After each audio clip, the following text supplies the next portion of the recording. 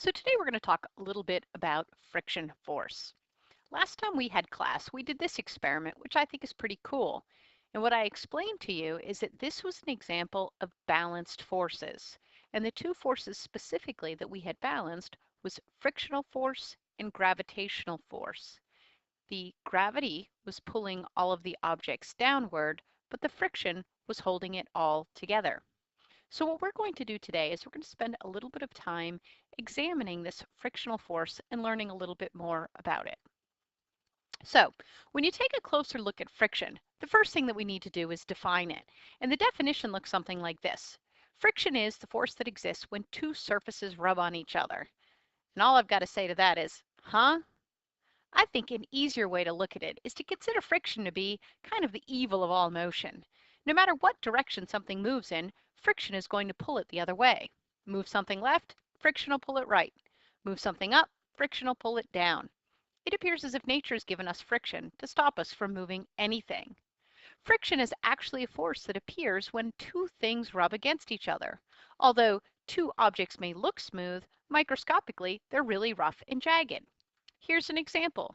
Take this ice cube. On the surface, it appears to be very smooth. Yet, a microscopic look at it will show you that in fact there are all of these little bumps that are going on here. And when two surfaces with these bumps rub against each other, they're actually going to catch onto each other. They kind of grind and drag, and this is where friction comes from. Now keep in mind, even though I said friction was the evil of all motion, it isn't all that bad. In fact, it has a lot to do with life as we know it here on Earth.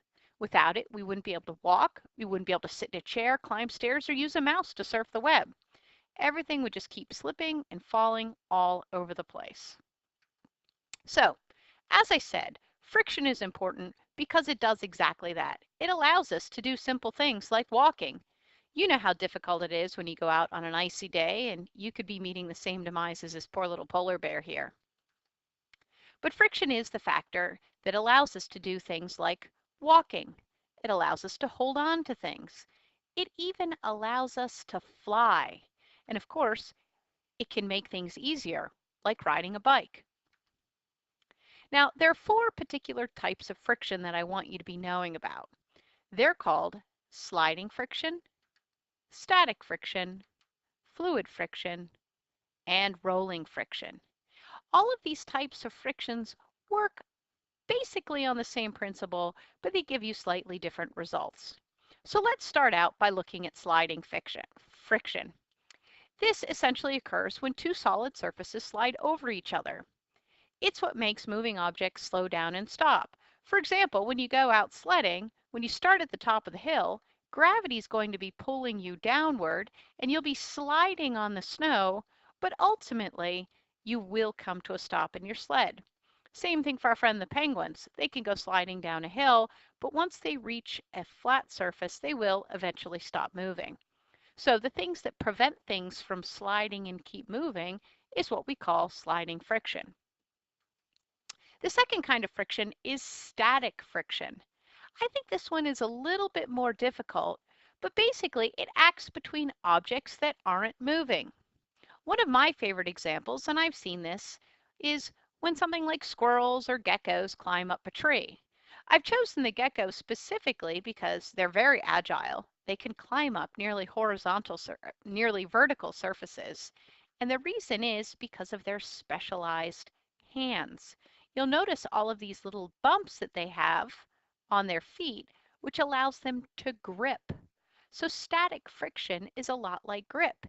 As a matter of fact, if we were to take these and magnify them even further, you would see that they can in fact have many, many areas where they can grip on, which is why geckos can climb up vertical surfaces. The next kind of friction we're going to talk about is fluid friction. I personally think that this is one of the more difficult ones to consider. I mean, the definition's straightforward. It's the kind of friction that occurs when a solid object moves through a fluid. For example, when you go swimming, or even if you get into the water and you try to walk in the water, you'll find that it's a lot harder than walking through air. But air is, in essence, a type of fluid as well. And fluid friction is what allows this parachute to open up and slow down the parachuter. Fluid friction does have less resistance than static or sliding friction, and as a result, the force can be easier to overcome. I like this example right here. If you're looking at this example, this would be two different surfaces, surfaces A and B. And if surface A is trying to move to the left and B is trying to move to the right, on a microscopic level, you can see all these jaggedy areas, which is making it more difficult. However, you put a little bit of fluid in there and you'll find that it's a lot easier for the two surfaces to move. This is precisely why we use oil to help lubricate. It's also another reason why we need to be careful when floors are wet, because we don't have that grip or that traction and we might fall down. The last type of friction that I want to talk about is what we call rolling friction. And as its name suggests, when an object rolls across the surface, rolling friction will occur. Consider when you're out riding your bike.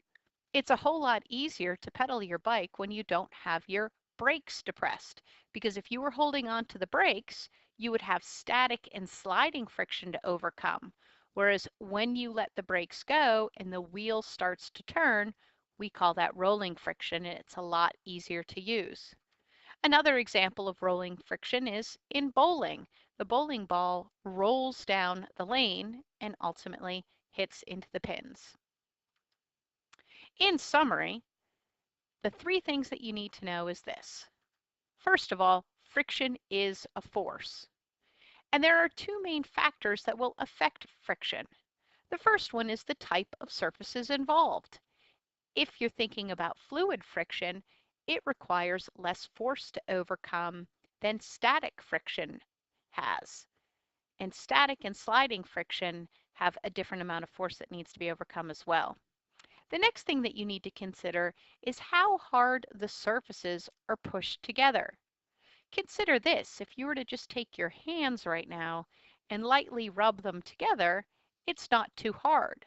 But if you were to press your hands together and try to move them back and forth, you'll find that it's a lot harder. As a matter of fact, one of the side effects of friction, which you're probably feeling in your hands if you're doing this right now, is heat. And then finally, the last thing that you need to remember is that there are 4 types of friction. Your job in class tomorrow, when I see you, is to identify these 4 types of friction throughout our school. And that's all you really need to know about friction. Next time we meet, we will be discussing gravitational force.